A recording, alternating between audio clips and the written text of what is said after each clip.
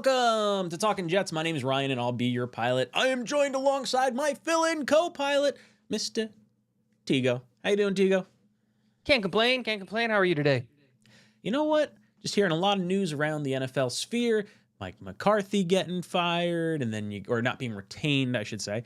And then maybe some rumors about Mike Tomlin going on. Who are the Jets going to hire, head coach, GM-wise? Lots of stuff swirling around. Dom, we hope you feel better. He's feeling a little under the weather today. Boys and girls, make sure you hit that like button. If you're tuning in with us, I should probably get the playoff game on my tablet right in front of me. That would be wise. But we are here to talk to you for the next hour about all things going on with the New York Jets. And then at 9 o'clock, we're going to go over to my channel. If you guys want to call in or do anything like that, we'll continue the Jets conversation over that way. Lots to get into. 𝐒𝐶, what were your thoughts, I guess, over Wildcard Weekend? What went on over Wildcard Weekend that you think might have an impact on our Jets, either hiring process or just thoughts of, the future and whatnot? The Wildcard Weekend technically is still going on, right? Because there's today, because of the fires and stuff. So they got to play in Arizona.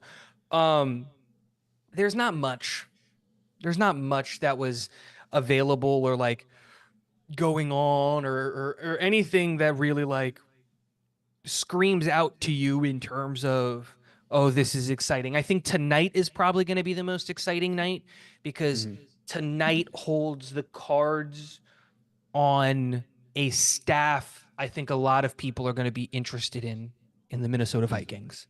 Now, you assume that the Minnesota Vikings are going to beat the Rams, but anything can happen. But in terms of the games that we saw, I think the only big takeaway, the only positive thing that I took away is that the Commies were able to beat the Bucks. So now the Jets haven't done it yet, but I'm hoping that they will, is they can request an interview with Liam Cohen because now he is free to meet with teams in person and have those conversations. But other than that, no team has been eliminated yet that has a person on their staff other than the Bucks that I think anybody should be super interested in for head coaching the New York Jets. Yeah, it's definitely something that I don't love, sitting here waiting, watching all these coaches. Now, Liam Cohen, I very much would like the Jets to request an interview. I think that would have been heard already if he was actually going to be interviewed. That's my concern. And all these offensive guys, Todd Monken hasn't been requested. Ben Johnson wasn't requested. We did request Joe Brady. I don't know when that interview is supposed to happen or if they even talk to him. They can't. They have to wait for him to get eliminated. I thought they were allowed. Couldn't they? How are they talking to Flores and those guys? I don't think they did talk to Flores. I don't think they talked to Flores yet, but didn't they talk to Glenn virtually? Yes, because they got the #1 seed. You can talk to. They got the bye, right? If you. So that's why we were able to talk to like Nagy and Spagnuolo and Glenn is because, and some teams were able to meet with Ben, and obviously we weren't a part of that team, is because of the fact that their team got the bye, so you were allowed to interview them up until Saturday virtually, and that was the whole thing there. So we haven't spoken to anybody else that isn't technically currently. That isn't employed by an NFL team because of those rules. Okay. So the Jets, and what's interesting is the GM position, you can actually hire the GM before the head coach and before they're eliminated from the playoffs. So if the Jets like one of these GMs that are currently still on a playoff team, they can do that. The Senior Bowl is the end of this month. They may want to have the GM down, at least having some input into who the Jets are observing, keeping an eye on, all that good stuff. Some really nice names with the Senior Bowl. We'll get into that probably in next week's show or the week after that. Dom and Jeremy, two boys from the Talkin' Jets family heading down to Mobile, Alabama. And we're excited to see what kind of content they come back with. Last year we had Jeremy telling Coach Ulbrich he loved him. And I believe that was the beginning of the end for our season, if I'm not mistaken. But no, we're really excited. As far as the GM candidates and head coach candidates that are left, I agree. I think tonight's game is a really important one, and I'm not so sure it's a given that Minnesota is winning this game. Like, I think the Rams are a really, really good team. Like, from a veteran perspective, like, I could see Stafford just going off. I could see Puka and Kupp, doing their thing. but not, maybe crashing back down to earth, Minnesota a little bit. And if not, then we got to wait one more week. We did hear from Tannenbaum today, hearing that this process might take a few more weeks, which means they're probably anticipating a team that might be in the Super Bowl as the players they're looking to pull from or coaches they're looking to pull from. Any vibe as far as the names we've brought in so far or are rumored to bring in? I'll pull up the GM list right here. What are your thoughts? I think I'm missing a few names on this list now that I'm looking at it, some of the newer ones. Any names that jump off at you that you like? Borgonzi and Greenberg are two guys that I think are very, very interesting. Just because when we look at how the Chiefs have been drafting exceptionally well over the last few years. And I'm not even like talking about like going back to like the Patrick Mahomes pick. I'm just talking about like Creed Humphrey and Karlaftis and what's the linebacker that Green Bean was absolutely in love with? Went out there. What's his name?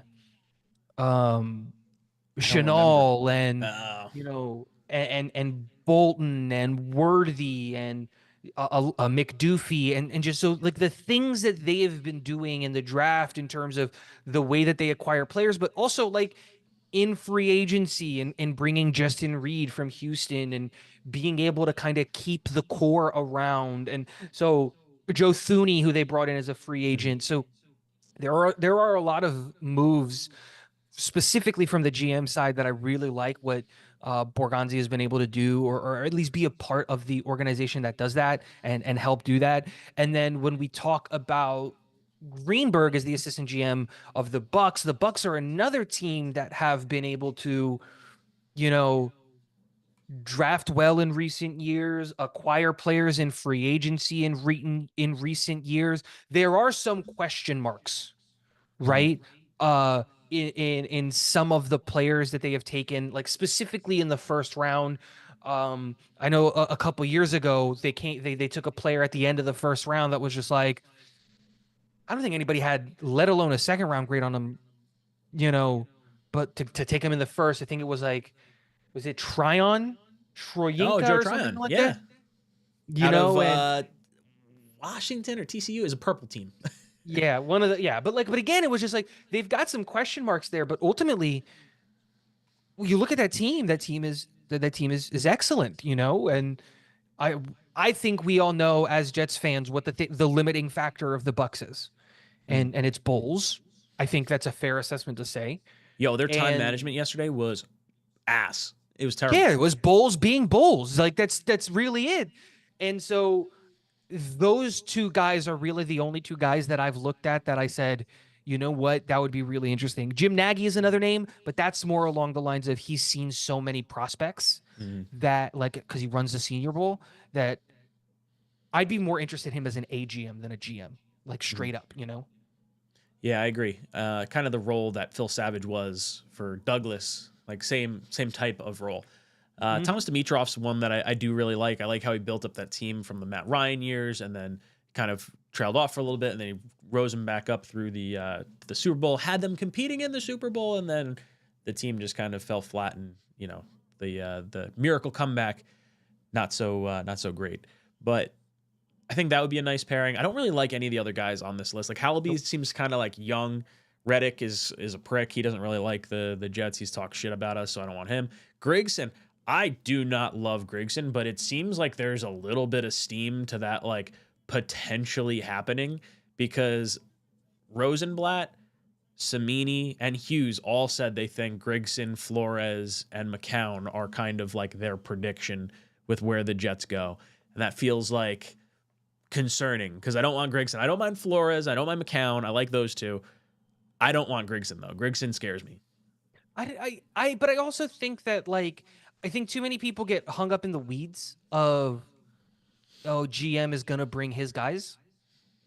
I think the interview of Grigson and the interview of McCown are more about figuring out Flores than anything. I agree. Oh no, I agree. But I think you bring those guys in to have a conversation about, is Flores a Should we even consider Flores? Because like some of the Mm. stories that came out of Miami are horror stories. That's why I don't Yeah. want him as the head coach of the New York Jets. I'm not going to sit here and hide that. I'm a hard pass on Flores. 7 ways, 8 ways to Sunday, but you have to do your due diligence, and I'm going to respect the Jets for doing their due diligence. And I hope that at the end they come to the realization that I don't think you can. I think he's a loose cannon. And I don't think you can go with Flores, but the problem is now there's other GM openings. That's the real problem. And if you're Borgonzi, if you're, Hallaby, if you're Greenberg and you're going to get a job, there are other jobs that might be more appealing. Like the Vegas job, I think, is really Vegas. appealing. That's the one that I look at Ben Johnson and Agnew. I'm surprised we haven't heard Agnew's name brought up like at all with interviews. It doesn't seem like he's going anywhere. No, I don't think he is. I don't think he's going to get any interviews. I don't think Ben goes to Vegas. He's already said he wants a QB. Yeah, he wants a QB. He wants an established QB. And this idea that Vegas is going to walk away with a quarterback, dude, I think they're going up to 2. I think they want who's going to trade out? I think why would Cleveland trade out? Because they I think need the a Browns, quarterback, and they can they're get going to out be blowing 2 years of rookie deal on a team they can't surround him with anything with. They got to wait till Deshaun Watson's deal's like finished for the next 2 years. I think they're going to load up on picks. I think they'll trade out. But Stefanski and the GM, I can't remember his name, they don't have that time. There were conversations that they might get fired this offseason. And let's not act like they don't have weapons right now. They're a quarterback away from at least being competitive. They've got a really good And you defense. think a rookie quarterback's going to do that, though? Or you think Winston's more likely to do that in a first-year type thing? But where does the money come for Winston? That's the problem. They don't have money. And a rookie contract is going to be $1 million. But if you're going to spend that much money on the number 2 overall pick, like you should at least have that, because I think it's like you can push money into the future. You could say like, hey, Winston, we're giving you a 1-year deal. You're getting $2 million this year and you're getting $15 million next year or whatever it is. Whatever. You can't split it up that much. But here's the thing. Why would you want to do that? You just can't They're going to have to take a dead cap hit. No, but they're going to have to take a dead cap hit for Watson next year. They can cut bait with Watson next year. Yeah. Clean and dry. They can get out from under his contract. So like, and it spreads my it whole over thing 26 is and 27. Yeah, and they spread it out over those 2 years. They'll get money back this year because he's not going to play because of the insurance policy. They'll get $44 I don't think they get any money back. Yeah, no, the insurance policy. They get cash back. They don't get cap back. No, I think they get cap back. Why would they get cap back? Because of the insurance policy. That insurance has nothing to do with the salary cap. It's just the owner. So like when they bitched about Woody Johnson not taking out the $50 million insurance policy on Rodgers, that wasn't us getting cap back. That was Woody getting cash in his pocket back. I think I would bet my bottom dollar that I'm right on that. The Browns bought an insurance policy when drafting Watson's contract that allows the team to receive cap relief if he is sidelined because of injuries. That was written 3 days ago on ESPN. They were bitching. I know we were bitching because we didn't get cap relief when Rodgers went down because we didn't do the insurance policy. You get cap relief. They don't get a relief on the entire thing. They get $44 million. If you look up Jason from Over the Cap on X, he did a tweet like 3 or 4 days ago about it. If you want to go look it up, or I can go look it up later when we're moving on. No, I'm going to pull it up right now. I believe that the way that it works is that they will get, I think the number is $44 million, if I remember correctly. We'll find it, but that's how much relief they would get because of the insurance policy. Regarding Watson, the Browns have $44.3 million of Watson's 2025 salary insured for injury. So there is some major financial relief available if he cannot play due to the Achilles injury suffered this year. January 6th. January is when he 6th. tweeted that. Let me see. Okay, I'm pulling it up. Man, he tweeted a lot in that time. Okay. The Browns have $44.3 million of Watson's salary insured for injury, so there is some major financial relief available if he cannot play due to Achilles injury suffered this year. Did you say there was something somewhere that they said about cap relief or financial relief? Because this reads to me like it's just cash spent. If you put it up, ESPN wrote an article that the Browns bought an insurance policy when drafting Watson's contract that allows the team to receive cap relief if he is sidelined. It was written 3 days ago. If you look on Discord, I sent you the article. Let me pull it up. It is because the way he wrote that is how I understand it. The team got cap space when he missed the final 8 games of the 2023 season because of his season-ending shoulder surgery, and will get some relief because of the Achilles injury that forced Watson to miss most of the 2024 season. According to a copy of Watson's contract obtained by ESPN, the Browns should have $44.2 million of his $46 million salary insured for an injury. That cap relief would be credited to Cleveland in 2026. So they won't get cap relief this year. So again, it comes back to they don't have any money. But in next year, in 2026, the year that they can get out from under his contract and they can move on from him, they'll have a rookie going into year 2 of his contract, and they can finally go in and spend money. Everything points that they're going to take a quarterback at number 2. So this idea that going back to why would Ben Johnson want to go to the Raiders, this idea that Ben would want to go to a team that doesn't have a quarterback and can't get one. Aylar just confirmed he went back to school. My whole argument was based on the fact that Watson's contract was unmaneuverable. But I guess you maneuver it in the sense of like, hey, we still have to pay you the money. We're just gonna pay it to you on the back end. I'm so confused. Like he's just because it was fully guaranteed. So is he giving money back, or is it just not hitting their cap and he's still getting the money? It's not hitting their cap. That's so weird. Why wouldn't you write every contract like that? Because you have to pay a premium on the contract, an insurance premium on the contract. To the league? No, to whoever insured the contract. But why would that insurance company have anything to do with the league? Why is the sky blue? I'm just saying, like that. It makes no sense. Why is it that if you look at a quarterback for too long, it's pass interference now? I'm not going to sit here and pretend like I'm a rules analyst, or that I don't. I'm just telling you this is what's in the rule book. I don't know why. This used to be a gladiator sport, but apparently if you hit a guy with your back, that's unsportsmanlike conduct. Nick Shine chimes in and says 𝐃_𝐲 looks like a 90s Aeropostale ad.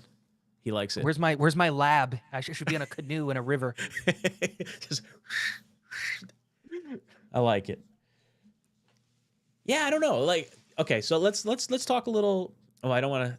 I was going to steer it towards the draft because we were getting towards that conversation with all that. But I want to get your thoughts on Flores, because you're in Florida. I would imagine you hear more stuff from Dolphins fans, from the media down there, and everything. He's concerning. He's a powder keg for me. I think there is a very low floor with Flores. I think there is a very high ceiling for Flores. So like it's a very boom or bust type of candidate, because he had 5 offensive coordinators in 3 years. He had 4 offensive line coaches in 3 years. He told, like, Tua was going around his teammates saying, I'm encouraging you to vote for someone else for team captain, because he didn't want to spend more time with Brian Flores. And then you got the Fitzpatrick comments. Like, it's just super janky and weird. But I'm out on Flores. I understand. I totally get it. I'm not gonna beat anyone's head over, like beat anyone over the head with a club about Flores. I think it's not a bad option. I think the most attractive thing about the Flores McCown pairing is McCown. And if the Jets wanted to say, hey, screw it, we're just gonna try, we're gonna make McCown head coach. Like, I'm more open to that than Flores. Total curveball. It's thinking out of left field, I think. I don't know how he rounds out a staff. I mean, he's been on a zillion staffs, McCown has. But, like, does that necessarily get you the coaches?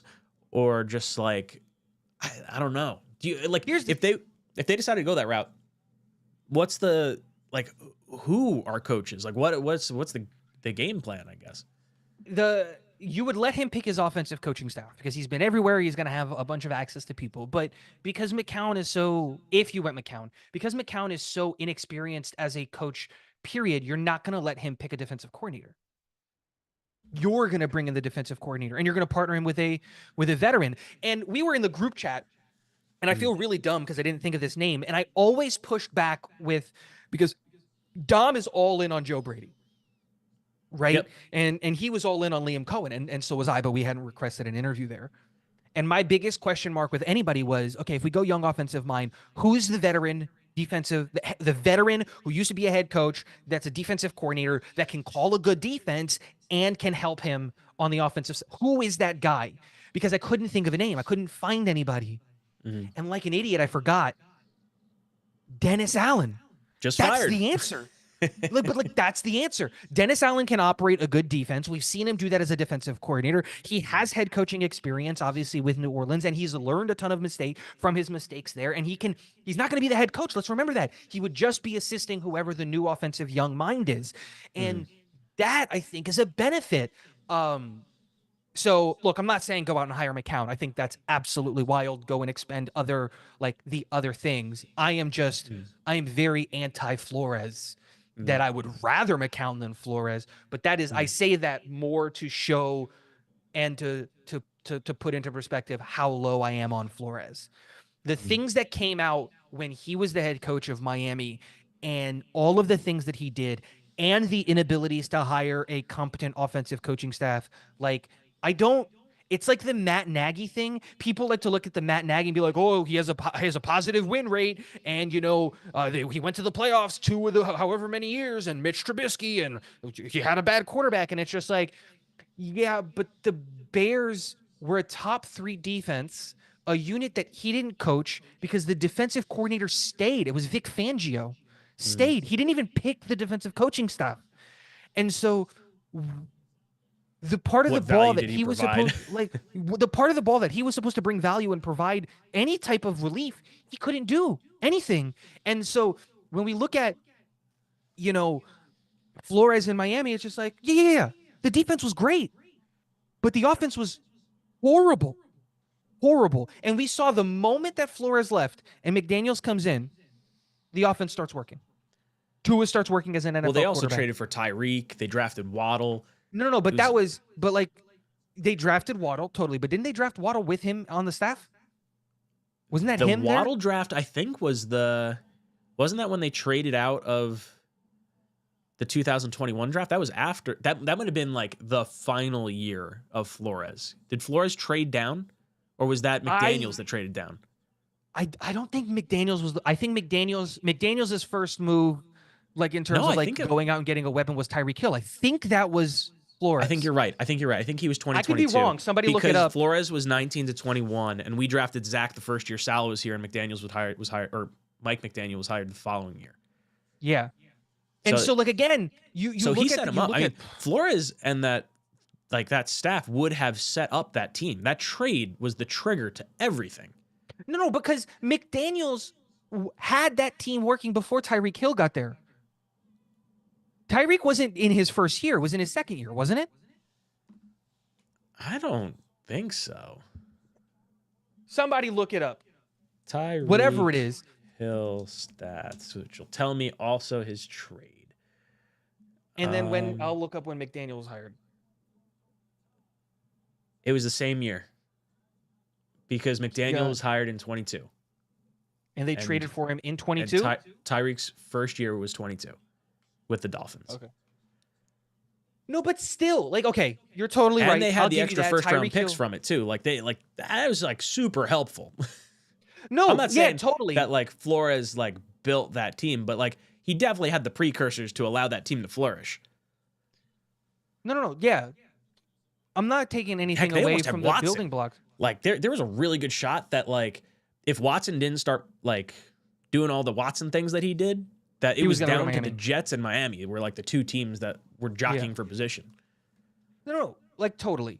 But still, it's 5 offensive coordinators in 3 years. It's 4 offensive line coaches in 4 years. It's an offense that failed to operate. It's a owner who got in the way and said, no, you're taking Tua instead of Herbert, and who then threw a temper tantrum and had half of his offensive staff Tua didn't want to be captain because he didn't want to spend more time with Flores. And then you get, and that's before all of the Fitzpatrick comments came out of, the staff being glad that he walked away and him burning bridges and him doing all those things. Look, the guy's a DC. He can operate as a defensive coordinator and all of those things. But I'm not going to hand the keys to my franchise to a guy who threw a temper tantrum, when he didn't get the thing that he wanted and tried to kill 𝐒𝐮 𝐂. And then on top of that, like, because it's Woody. Woody's going to get involved. We know that. Woody's so not going to looking sit for here and someone that's step like aside. strong enough to like speak up to Woody? Like I feel like Flores would probably say his mind to Woody. Not that that's Totally. always a And good that's thing not a good based on thing. his history, but like, No, and that's not a. I think it's better to be. I think you need to be a. I think you need to be an eloquent speaker if you're going to come to the New York Jets. And I think that you need to be. This is why I look at Glenn as like a really good option. I agree. Every time you listen to Glenn, every time you hear him open his mouth, all of that stuff, Glenn sounds like he is the ultimate adult in the room. Yes. And if Woody comes in and be like, hey, this guy's got an 84 rating on Madden, we should go get him. Glenn can be in so many words and convince him out of that. Because he's a Jets if legend. If Flores comes in and says, Brick, you're a dumb fuck. Like, A+. Golf clap. Totally. And then he gets fired. And now we're back at this a year from now. You know what I mean? But yeah, no, I understand. I think the Glenn stuff is interesting. I think the only reason I'm like worried about Glenn is he's on a staff that is largely like culture change was Dan Campbell. And I feel like the offense is so good because of Ben Johnson and what that offense can do, the offensive line, that it gives him the green light to do a lot of stuff on defense. And like that unit isn't even like always great. Like he has some games that are really good, but like by and large, they get like, there's points that get scored on them like pretty consistently. They just outscore everyone, which is like, you know, the name of the game. So I'm not even so sure you're getting a great coordinator in Glenn as much as you're getting a great leader of men, which is fine. Like if he can then hire, you know, offensive coordinator, defensive coordinator, and he can be the CEO of the team, totally cool with that. That's not a problem. But like that's sort of my analysis on like watching Glenn and like his coaching since he's been there. I don't know if that's all that fair to Glenn, because Glenn has held, if you look at the points against for this team this year, and you coincide that with all of the catastrophic injuries that they've had, there are times where Minnesota is leading by so much that the defensive game plan is just... You're talking about Detroit, not Minnesota. Detroit specifically, where the defensive game plan is just like, hey, let's just slow them down a bit. Because we don't care if they score a touchdown. Yeah, keep it in bounds. Let the clock... because we don't care if they score. We're up by 2-3 touchdowns. And but is he bringing that to the Jets? Like, that's like... I mean, it's kind of like a glass half full sort of thing, right? Like you're hoping that he could turn it on and then not have those things happen. Yeah, but like look at them against really like against good teams and how the defense operates. Like Minnesota Vikings was one of the best offenses in the NFL this year. In week 18, they held in a must-win game. They held them to 9 points. Like that matters. Rams week 1, they held them to 20 points. The Bucks week 1, where the offense failed to get anything going, they held them to 20 points. The Dallas Cowboys held them to 9 points. You know, Green Bay Packers held them to 14 points. The Texans to 23 points. And when they played bad teams, they dominated those bad teams. Defensively speaking, I'm not even talking about the offense. The Jacksonville Jaguars got 6 points. The Indianapolis Colts got 6 points. So the Bears got 17 points. Like it wasn't a close game. And so... but I think the biggest thing is that they have had, I think the number is 7 injuries on the defensive line alone this year. And that team is still operating the way that it is. Look, I'm not going to sit here and say that like, oh, you got to go. Glenn, I would like an offensive mind. That's the way that I would go. Yeah. But if you can't, if Dennis Allen takes a job somewhere else, Glenn has a really, really good offensive staff pool that he can pull from. I like John Morton. I like that Detroit staff. The Detroit staff. If Ben Johnson doesn't leave, you might have your pick of the litter of like the next guy because the next guy is going to be seen as the guy on offense wherever he goes. Do you think there's any world where we get Glenn and McCown, or you think McCown only comes with Flores? No, if you give McCown an offensive coordinator position, he'll take it. The problem is would Glenn hire McCown as an offensive coordinator? Do they have any overlap? That's the question. That's where, like, because I asked that earlier, and I was like, if you have to succumb to the idea that, okay, we're gonna have to go defensive mind as a head coach, which again I'm not the biggest fan of, then the head coach hire almost falls second to whoever the offensive coordinator is. that becomes the more important hire, you know? And one of the things that sucks is that we don't have a GM and that we're waiting on a ton of people, because there are names for offensive coordinator that are out there that I'm really interested in that might not be available by the time we are picking our offensive coordinator, like 𝐒𝐮𝐬𝐫𝐢𝐻. That's a guy I'm interested in. That's a guy that I think, like, I like offensively, stylistically, what he does and the things that he's doing. And I know he didn't work out in New Orleans this year, but like, I think his, like, I wanted 𝐒𝐮𝐬𝐫𝐢𝐻 the year that we got Hackett when we let go of LaFleur. So again, there's a lot of things going on there, but I like Brady. Weird. Joe Brady of the young offensive guys is one that's like super appealing to me. I love pulling talent away from a division rival. I thought the offense, since Josh Allen got Joe Brady in control of the offense, like, has just gone off. The way the running game has worked under Brady with Cook now, after years of it just not being able to figure it out, like, that to me is very, very appealing in a room that had struggled with the running game this past year. And a room that, like, let's be honest, doesn't have a ton of receiving talent. You know? You're talking about the Bills. The Bills, yeah. Like, let's talk about that Josh Allen is having an MVP season, not just with his legs, of course, right? And that Cook is absolutely dominating in the run game, something like just like you said, that under Ken Dorsey, he couldn't get the ball moving forward on the ground. He had to get it through Even the air, under and it was through Dable, Josh I feel Allen. like they weren't able to, like, run the ball well. Yeah, that too. You're not wrong. You're absolutely right. And they had much better wide receiver weapons. Both of those guys, Dorsey and Dable. They had Diggs. They had, I forget the guy that went to Jacksonville. Who was the tall guy? Yeah. Gabe Davis. Gabe Davis. And this offense is operated by what? A 5th round pick in Khalil Shakir and a 2nd round pick in Keon Coleman. And then every once in a while, a 4th round pick in Matt Collins at 30. Coleman was the top of the 2nd round. Oh, because they traded down. Pick 33. Yeah, they traded down. He was pick 33. It's like a 2nd round pick and a 5th round pick, and then a 32-year-old 4th round pick. And a 1st round tight end. Yeah, totally. And with 𝐾𝐶. But it's just like, dude, they're operating, they're flying high. I had some concerns with Brady, obviously, because the only time he's had success as an offensive coordinator, or like specifically on the offensive side of the ball, is with Joe Burrow and Josh Allen. And how hard is it to be good at your job when you have Joe Burrow and Josh Allen, and especially when he was in Louisiana at LSU? Like, have you looked back at that LSU team? Oh, now? It's a juggernaut. Jamar Chase and Justin Jefferson, Jamar Chase, and Joe Burrow. That should be illegal. It's unreal. Yeah, that should be illegal. Unreal trio. Yeah.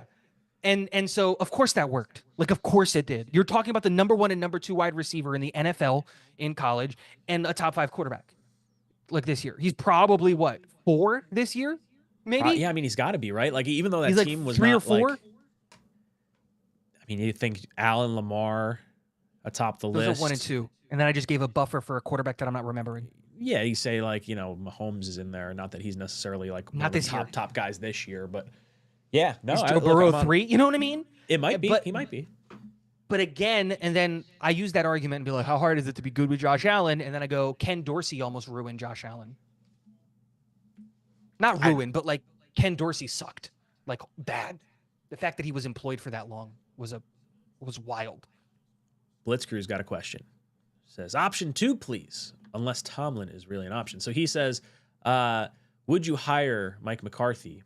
Is the question in the chat. He says no for option 2.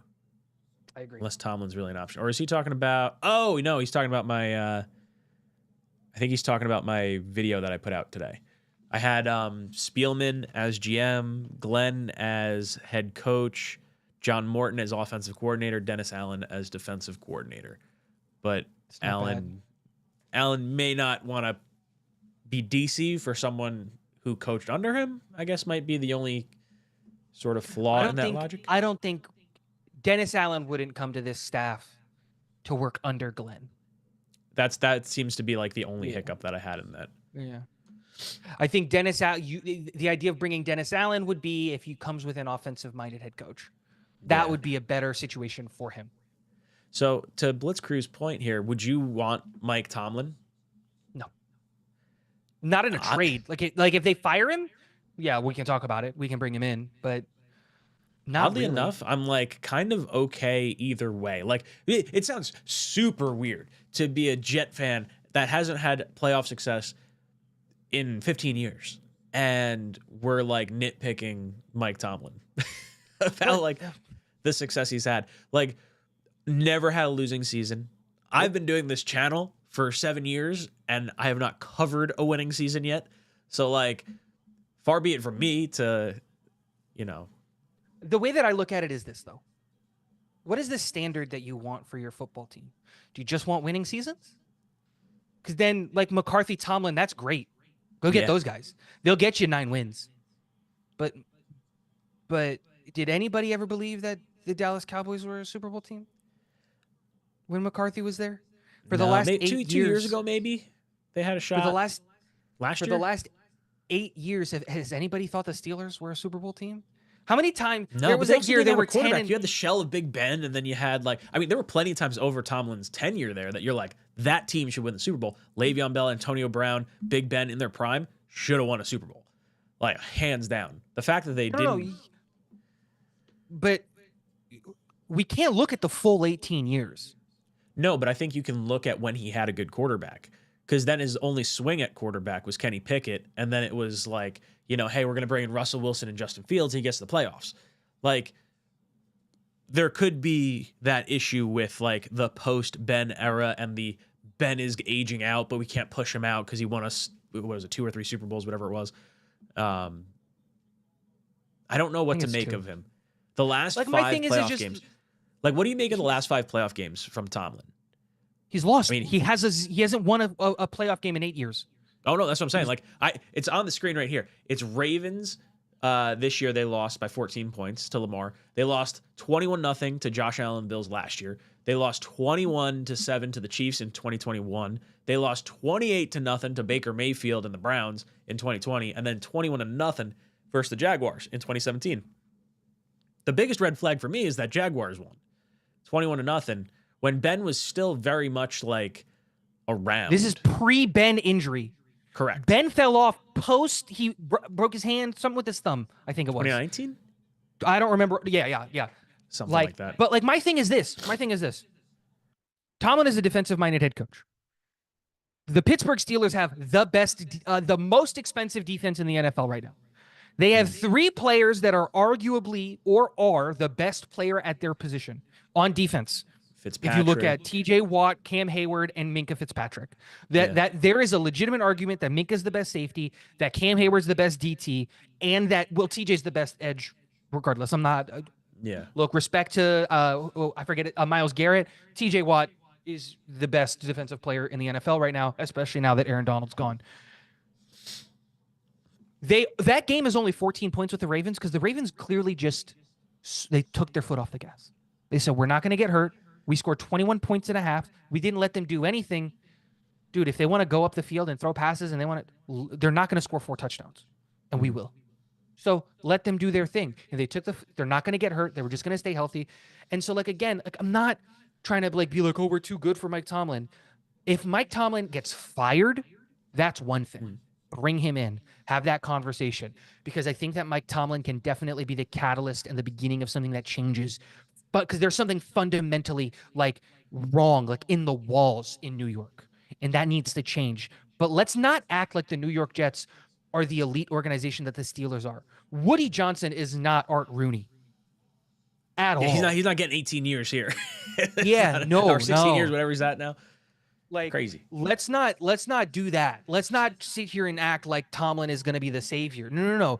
This is going to be a massive, massive uphill battle.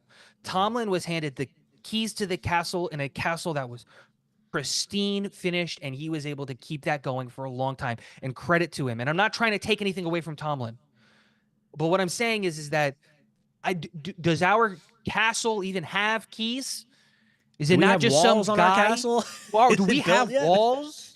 You know, is it not is it like that's the whole thing, which is just like, I'm not in the business for trading for Tomlin. Bring him in if he gets fired. But let's be honest.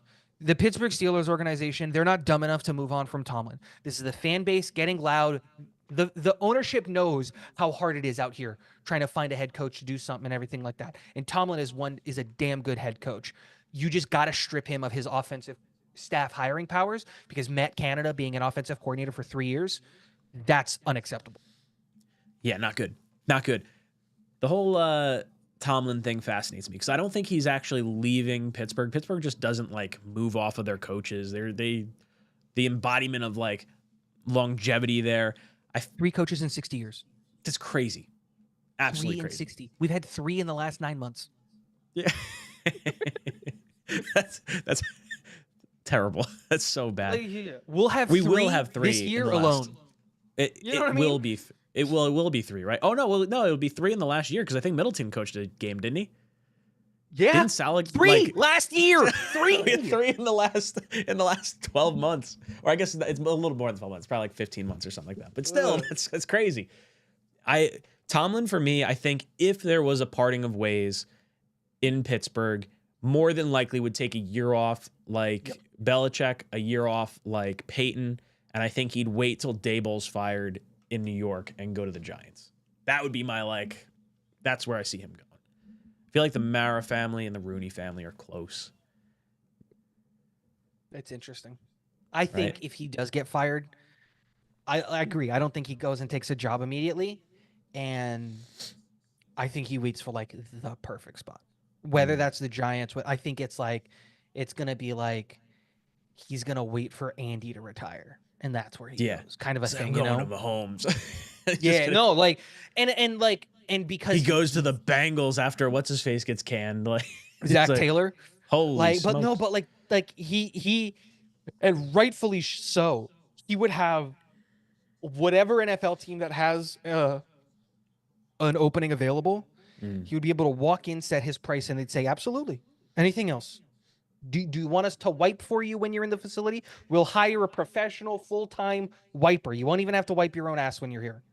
You mean and rightfully so.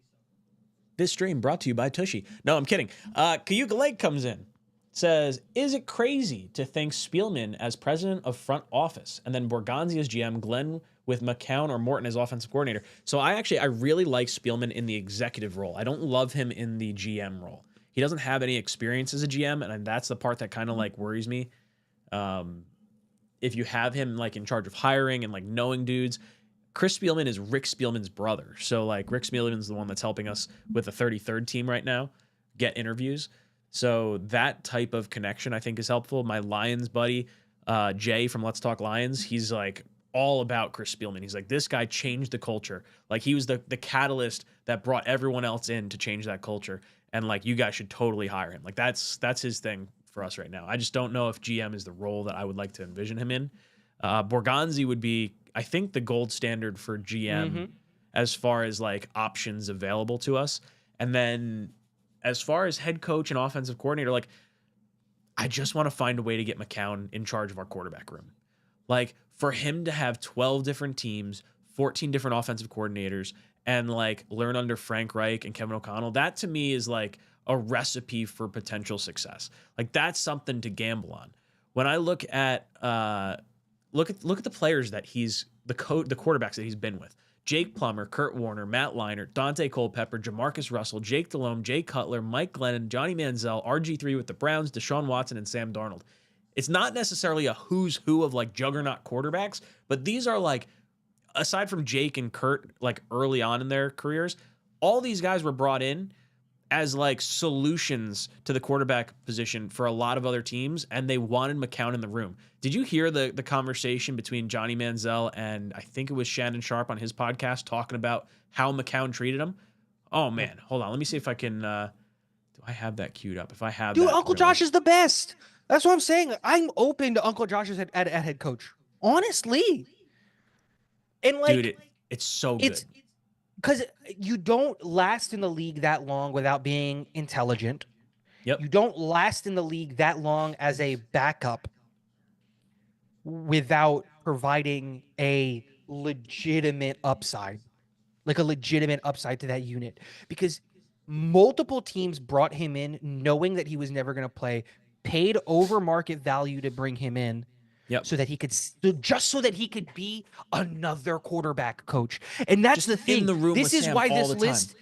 this is why this list doesn't even fully complete it. Because look at, you have to take into consideration all of the quarterback coaches that he operated with as well. Because there are QB coaches that he worked with that went on to become offensive coordinators. People that he worked with directly to help groom young quarterbacks. Dude, I don't even need to hear the Manziel comments because I know Uncle Josh was the homie. You know what I Yeah. mean? I He's want to the hear guru. it. That's not what I'm saying. That's the guy that like I feel of this hiring cycle. McCown's the one I hope we come away with. Like I almost rationalize Flores enough because I want McCown as like the OC. Blitzcrew says I would love McCown as OC with Fields. Fields is the player that like I just want to be entertained with. Like I don't know if we've talked to Ego in a while. What quarterback do you want to see come to the Jets for next year? Like, are you team Aaron comes back, or are you just like Tyrod Travis? That's it. We're just like not bringing in an extra person. Or is there someone else out there that you want? Let me ask you a question. What do you want to accomplish next year? Well, that's sort of why I was going with Fields. It's like I'm fine with like the high upside swing with the rock bottom floor below it, because if the It's floor not a falls high out, upside swing. you don't think it's high upside? What is it, Absolutely 25? not. 26? Fields is a disaster. You think he's just a terrible quarterback and can't learn? Yeah, he's a bad quarterback. Like, let's be honest here. Russell Wilson is a bad quarterback. The first opportunity that the Steelers had to replace Justin Fields, they did it. And then he never saw the field again. Because we've been waiting for the Justin Fields package, the special Justin, for like 10 weeks. Like, Russell Wilson has not been a good quarterback in the NFL this year. Like, just objectively speaking. Steelers fans can't wait for him to be gone. Can't wait for him to be gone. And the first moment that they were given, the first opportunity that they were given, he went, dude, like, he's a more athletic Zach Wilson, who just happened to be with the Bears. So people are going to forgive that. And because Zach was with the Jets, we're not going to forgive that. It's more of like a gut punch. Like, I think, honestly, the two options are, if you want to be competitive next year, the sad truth is that the best shot at us being competitive is Aaron coming back. Because if Aaron comes back, Devontae Adams comes back, and there's all that. I'm not saying that that's what I want. I'd be all right with it, though. I'm like a 50-50 on, like, I could care less. Like, I'm not more upset 49-51.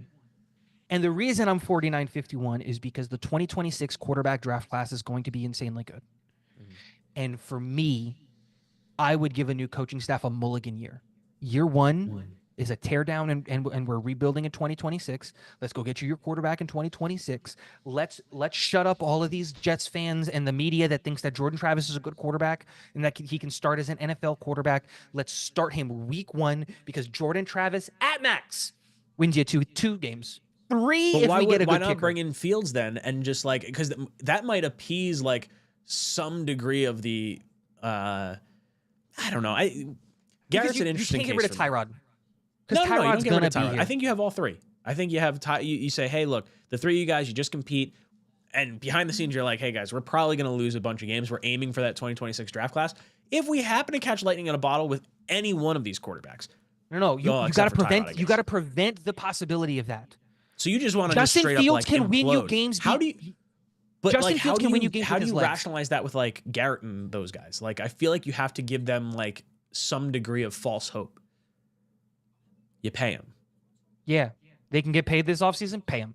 No, shut up. That's it. Just like, hey guys, we got a punt year. Like, look, hey, look. 2025 is gonna look. If you want to do that, then Aaron Rodgers is the right way to do it. And in 2026, you sell the farm. You go up and you get your guy, right? Because there's gonna be like 4 or 5 quarterbacks in 2026. Like, you go get your guy in 2026. But those are my two options. Like, if you want to be a competitive football team, cool, I get it. Depending on who the coaching staff is, you bring Rodgers back, you bring Devontae. Let's see if we can make a one last push. Like, really put a bow on what has been an absolute turd of a story of Aaron here in New York. But if that's not going to happen, there's not a single free agent quarterback that I would bring in. I'm not committing any dollars to anybody in free agency either. And I would rather just get it out from under the system, the whole Jordan Travis thing, and just say, screw it. We're going to run the ball like 50 times a game.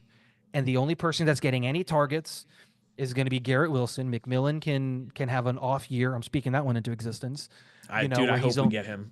That's only my gonna, guy at 7. McMillan is going to get 400 targets the whole year, but that's just because it's year 1. We're going to give him the rookie treatment. That's fine, and boom, 2026 Arch Manning, this offensive line with the second Arch round isn't coming out in offensive tackle. 26. No shot. Of course Arch he is. comes out in 26. 100% he is. No shot. Why does he go back? Why wouldn't you? Because if you come out early, you make more money in the NFL. Of course you come out. So you think you come out after balls 1 out year with Texas, starting? if he comes out, if he balls out with Texas, Texas just made it to a semifinal game. Yeah, right? almost to the championship. With let's be real, a really bad quarterback in Quinn. They should have switched to Arch at the halftime. that was crazy. You telling? I was the one texting that in the group chat, Ryan. I was screaming that. Like, if he comes out and he balls out, last name alone puts him in the top 5 pick. Last name alone puts him in a top 5 pick. And because he's so young, he gets to his first contract so much sooner. A career that, like, if he goes back, and I'm not saying that, if he goes back for another year or even 2, let's say, it pushes your second contract out. Sure. You're not gonna make that money on the NIL front half. Oh, my internet. So I guess my question to you would be like, are you cool with just pulling the trigger on Arch after 1 year? Yeah. Well, can I see the 1 year first? That's the key. Oh yeah, you'd have to. Right? Let me see the 1 year first. I don't want to turn it into like a pumpkin or something like that. Yeah. Let me see the 1 year first. Obviously, like if he comes out and like Texas is an 8-7 team, I'm good, right? I want to see the 1 year first, but it's not. I'm just saying Arch because he's the sexy name. Sure. There's so many. There's the kid from Drew LSU. Aylar has an opportunity. The LSU kid Nussmeier has an opportunity. Beck went to Miami. He has an opportunity not to turn his season and career around. The Oregon kid, I think, can declare next year. Like, there are so many more players in the 2026 class that are going to be available, assuming that they all improve, that it's going to be a better class anyway. What are the chances JJ shakes free? Nope, 0. No shot? Yeah, 0. I'm just saying, like, because if we're getting McCown potentially as OC, like, I feel like you lean heavily on what his thoughts are on him. Totally, but Kevin O'Connell's not an idiot. Yeah, he knows Sam isn't the solution long term. Sam is a temporary quarterback solution, and even if they bring him back, which I'm still not convinced that they do, like, would we have a shot to get him? You think if McCown's here? No, because you don't think so? Minnesota's not getting rid of JJ. No. I'm saying Sam. You said it's not a given that Sam's back there. Sam's going to LA. That's what I think. I think Sam's going to LA to not back up, but to replace Stafford. Stafford retires. Totally. That's the move.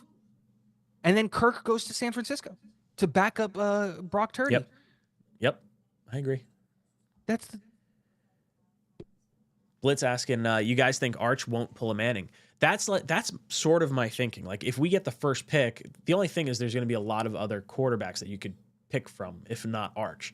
Like, I don't think Arch ever comes to the Jets. I don't think there's any way his family allows that to happen. We've just been such a dumpster fire of a team. We can't pick like that type of player. We could try, but like, I don't know if they would allow it. I don't know. My thing is like, my whole thing with it is,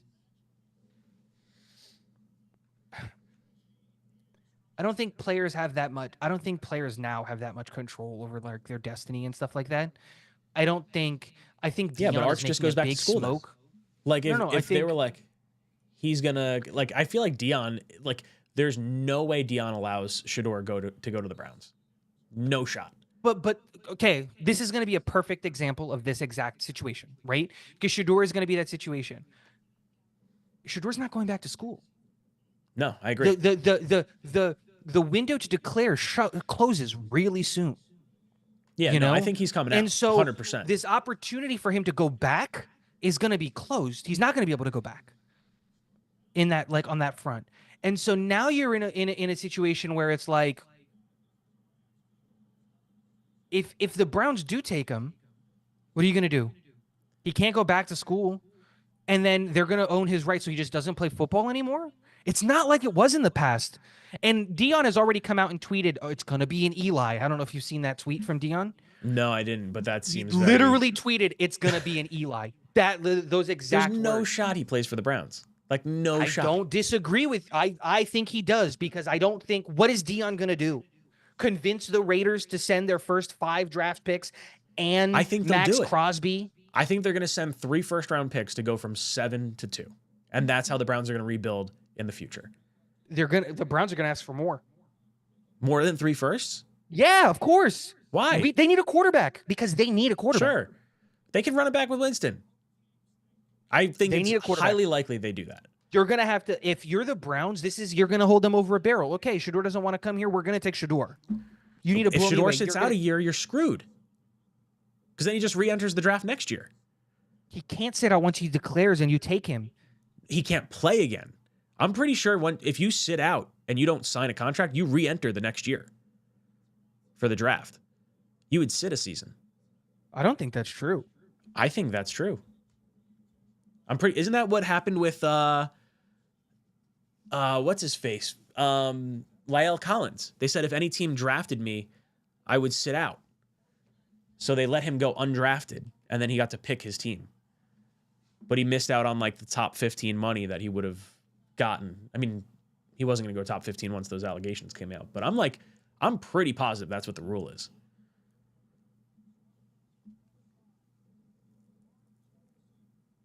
Yeah, that Woods is the Crew rule. and Rico the Pup saying, isn't that what Elway did? That is the rule. You're going to have to blow the Browns away. But if the option is, hey, we're drafting Shedeur and not going to be able to play him and waste that number 2 overall pick, or we can get 3 first-round picks from the Raiders, like, which one do you think they're going to choose? If that's the case, If that's the case, then why have a draft in the first place at all? Just get rid of it. Just do free agency. If players are just going to pick where they're going to go at this point. Most players can't do that. Like Shedeur, he may do that. He's not good enough to do that either. I think he plays a position that's good enough to still justify a first-round pick on him next year. Not a top 5 pick, but a first-round pick probably. If he sits out and he does all this stink for already not being all that good of a prospect, he doesn't get taken before any guy last year. None of the guys that went last year. But I think he probably goes first round. Like if he had the season, like if you're talking about Shedeur this year, you don't think he wouldn't have gone probably to the Raiders last year at 13. That's probably where he goes. I don't know if he goes that high in last year's class with this year's I think the Raiders got there's just no quarterbacks left. I think they would have. I think there would have been a chunk from 13 to 32. Someone in there would have pulled the trigger on him. LA.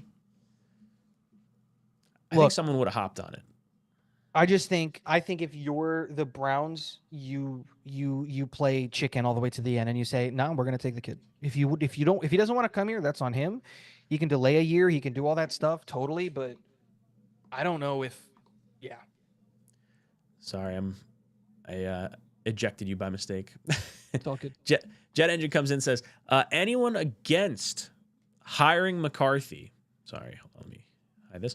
Anyone against hiring McCarthy over the trash the Jets are interviewing is an idiot.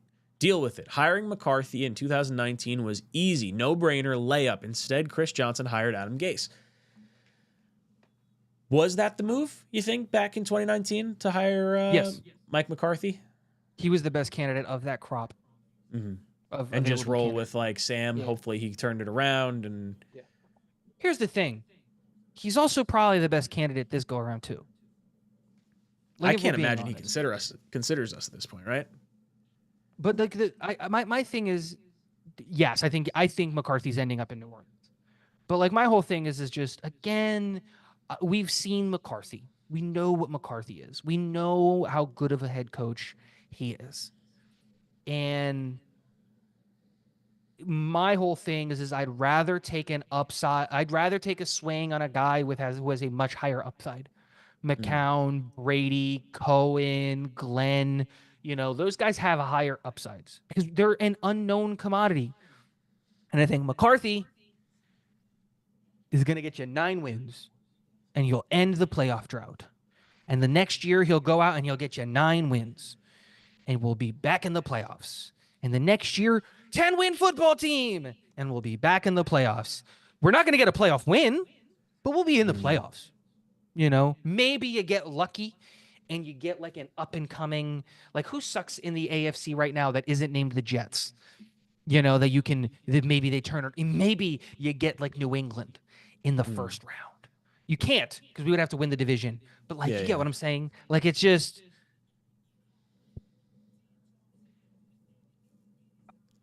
McCarthy is a safe pick. We know what he is as a head coach, but I'd rather take a swing on somebody who has you're getting on base. I'd rather take a swing on someone McCarthy. who could be Kevin O'Connell. You're taking the free base versus going for the home run. Yeah.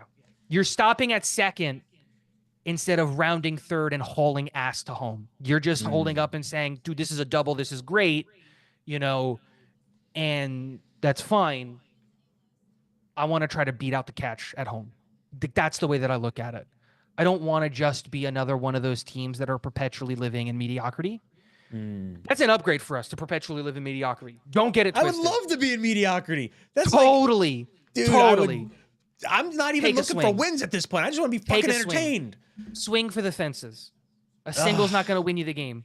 Swing out of your boots. I just want to get on base, though. I'll take a walk. Swing out of your boots. I don't even care if we swing. Get hit by pitch. Give me something. Just, hard, man, dude. Hit someone on the I don't even care about the game. That's where I'm at. No, I get it. Totally. I totally understand. And I'm not anti-McCarthy at all. I think we have to have a conversation with McCarthy. Like, you totally have to. But dig your heels into that dirt, bro. Load up and swing like you've never swung before. And I think that there are some guys in this hiring class that have that upside. They also have like pop fly to the second baseman and you're just out and the game's over. You know, but swing and swing away. Tigo, any last words for our audience out there? Sam's getting his ass smacked by the Rams. It's fun to watch. I thought the Vikings were a shoo-in to win this game. This game is why JJ's not going anywhere. Let me just say that. That's what I'll say. Yeah. Oh, jeez. Boys and girls, we're going to be over on my channel momentarily, going to be doing a call-in show. I want to hear from you guys. We'll be watching the playoff game as well. Tigo, thank you so much for joining me tonight. We'll be back next week on Talkin' Jets.